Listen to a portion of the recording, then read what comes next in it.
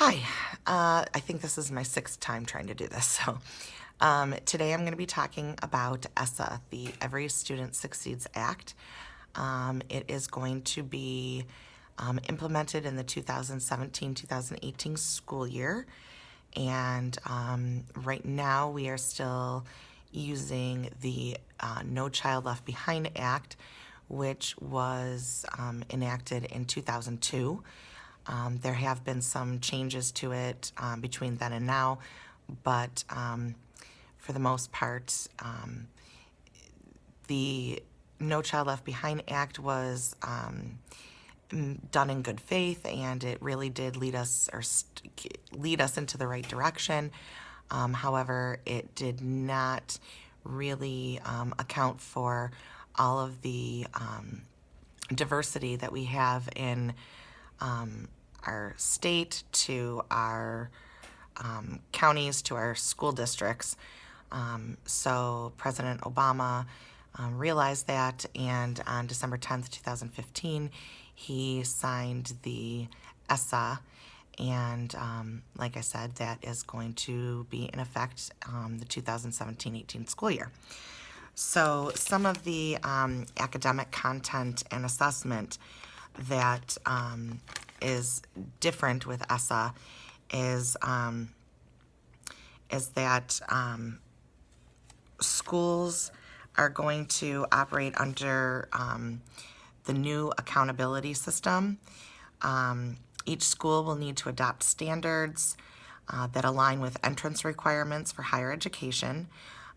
There's only one exception for this, and that is the alternate academic achievement standards for students with the most significant cognitive disabilities.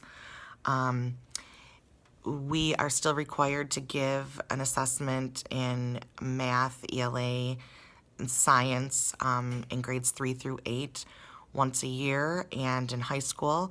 The difference now is that we are able to break those tests. It's like under our discretion, and we can break those tests into smaller tests, which I think is a great thing, because just giving these tests the last few years, I've noticed the stress that it causes these kids, whether they're learning disabled or not.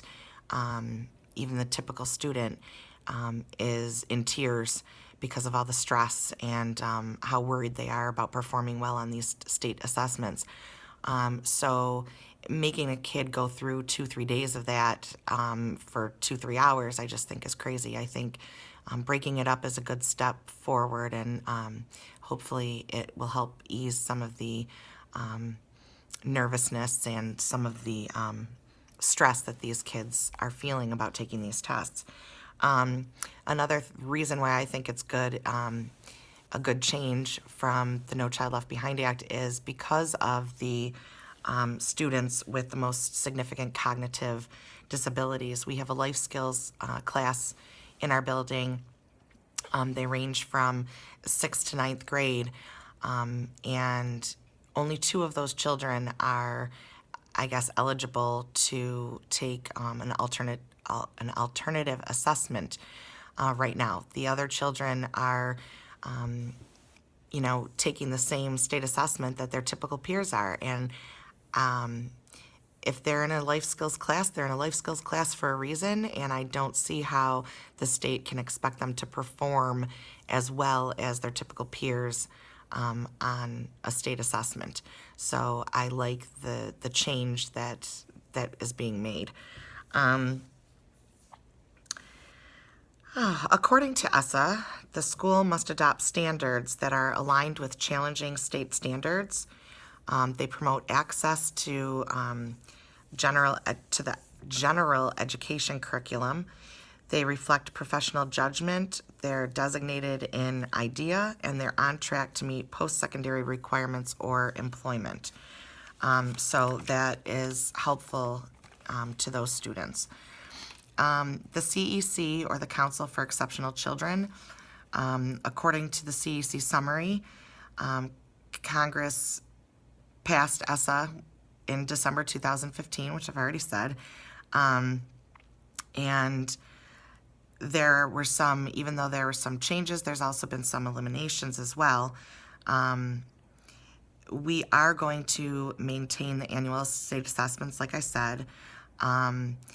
The annual yearly progress report is going to be replaced with with a statewide accountability system. And it authorizes the use of federal funds to conduct audits of state and local assessments to eliminate assessments that do not contribute to student learning.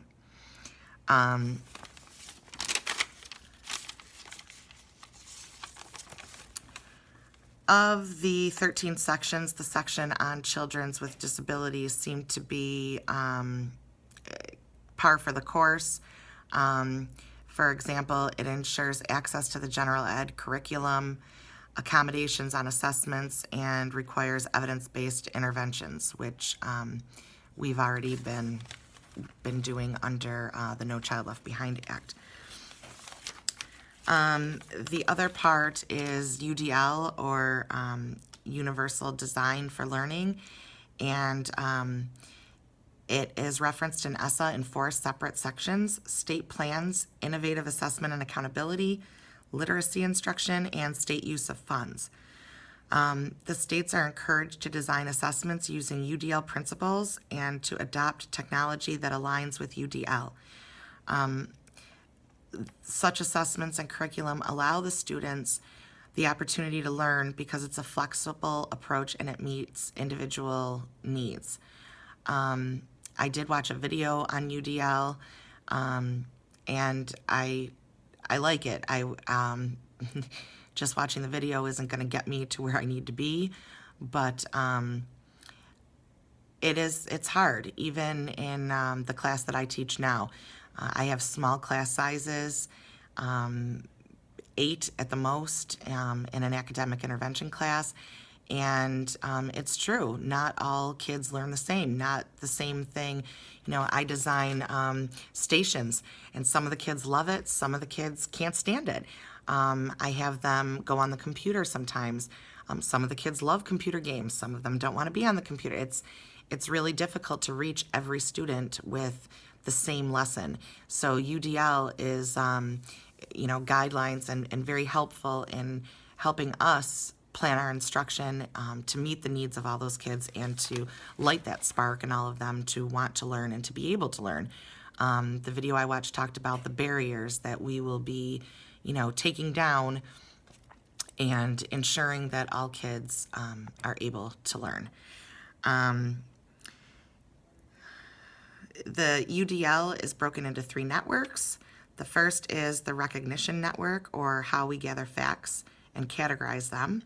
Second is the strategic network, in which we organize and express ideas.